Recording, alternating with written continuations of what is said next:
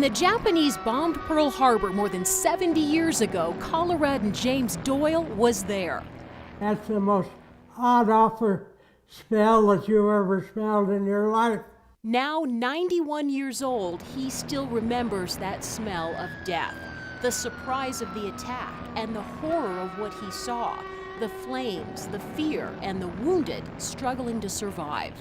They pulled these poor wounded out of the water, and the water had oil. And Doyle survived Pearl Harbor but went on to face even more danger. He was a pilot.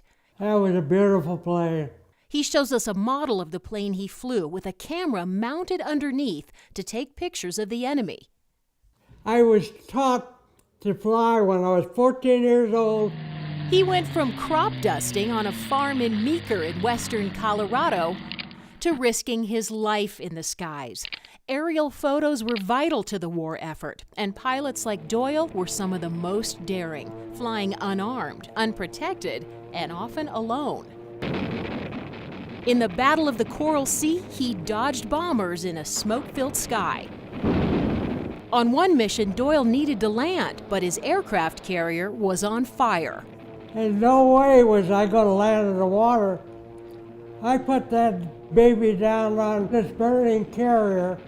He jumped from the flight deck, a 35-foot drop into the ocean.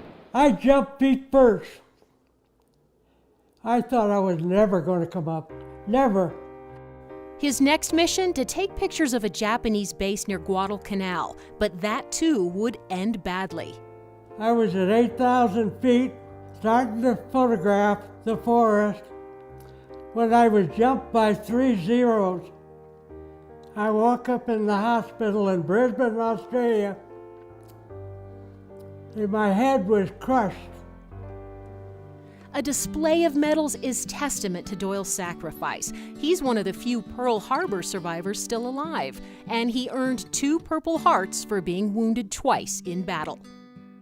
Some of the pictures he took are seen in history books today, and he says he's proud of his service. It's not easy for Doyle to get around these days, but he's still active. He joined the newly formed chapter of Purple Heart recipients based in Arvada. He wants the younger generation to know how important it is to sacrifice for your country. I'm honored that I was ever chosen by the Navy. We went through hell, but it was something we had to do.